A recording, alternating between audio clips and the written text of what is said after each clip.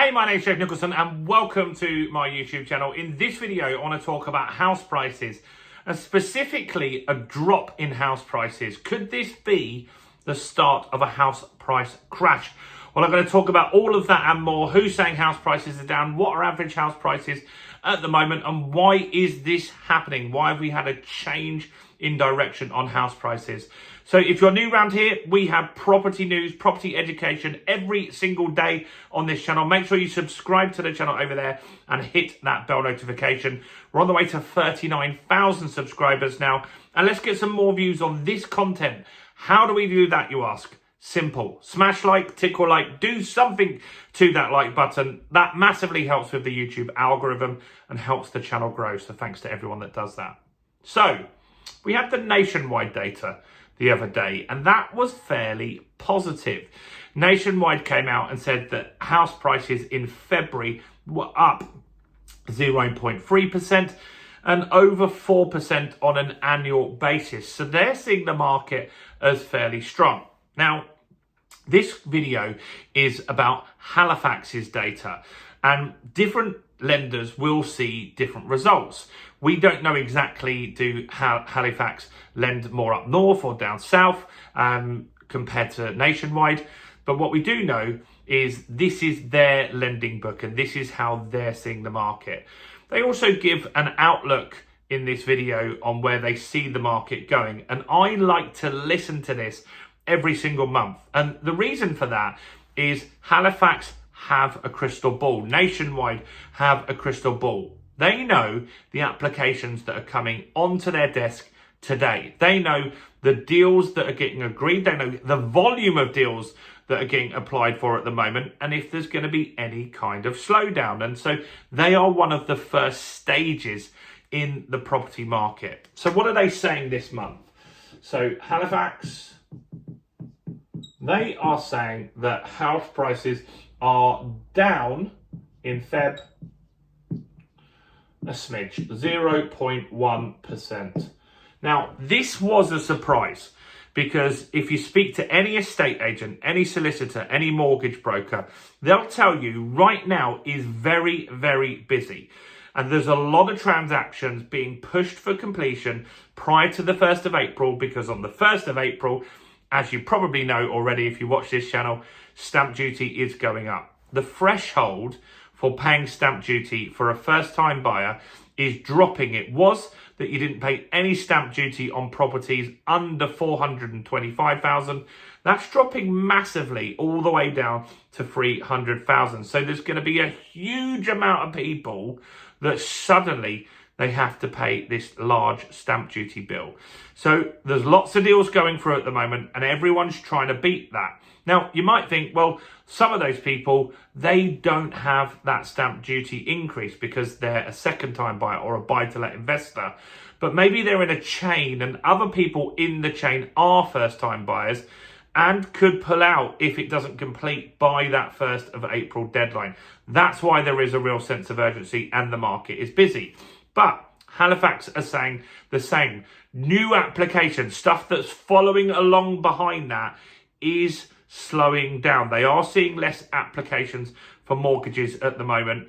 And the solicitors and agents are saying the same thing. While they're very busy, way busier than normal at the moment, as soon as it hits April, the market is expected to slow down significantly, and that is off the back of this stamp duty increase. So what Halifax saying average house prices are at the moment? On their data, it is £298,602 is the average price of a property all throughout the UK. What else are they saying? The annual increase in houses. So we still have an annual increase at the moment. That hasn't dropped off just because of 1 month's data. And so on an annual basis, house prices are up and they're up 2.9%. This is down. So that does mean house prices aren't increasing as fast as they were. And this is going to get close to inflation. And so what could happen this year, let's just say, for example, the annual house price growth drops to 2%, but inflation goes up to 3%, that means in real terms, house prices are actually dropping, even if the price doesn't go down. And so that improves affordability, and that's kind of what we call a silent property crash. We've already had some house price drops because we had high inflation for the last few years. The inflation was higher than the amount house prices went up. That means house prices did become more affordable. The problem with the market was the interest rates stayed high, and that made it difficult for people to purchase. So what else is going on?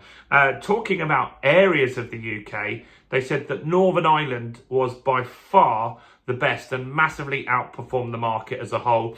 And so in Northern Ireland, house prices there are up 5.9% on an annual basis. We've seen that in other reports as well. We've seen that with Nationwide talking about that, with Rightmove talking about that, and various other places. So that's positive. So now Northern Ireland has been very, very, very strong.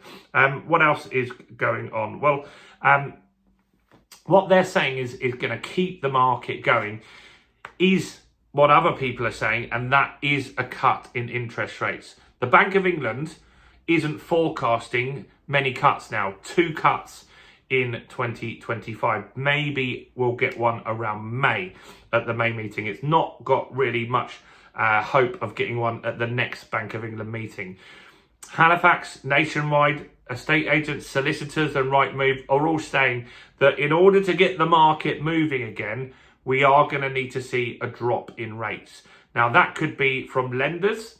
So lenders are dropping mortgage rates at the moment, even without the Bank of England dropping, just to stimulate the market, to get some more business on their books and keep things going.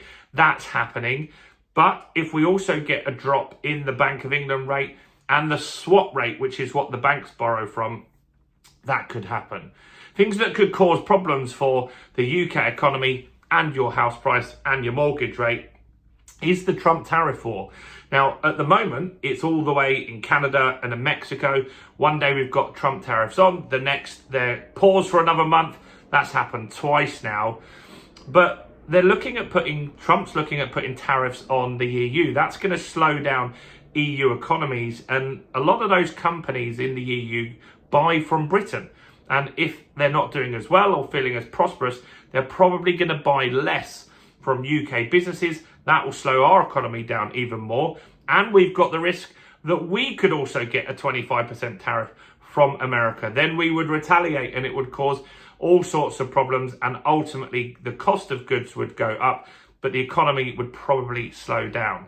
Now that could bring rates down, and so that could help if that's important to you, but it also could mean house prices drop as well. So these are the things we've got to watch at the moment. It's always an ever-evolving market, but right now, house prices are down a smidge. This is earlier than expected. Halifax last month said they felt that we would have a fairly strong first quarter.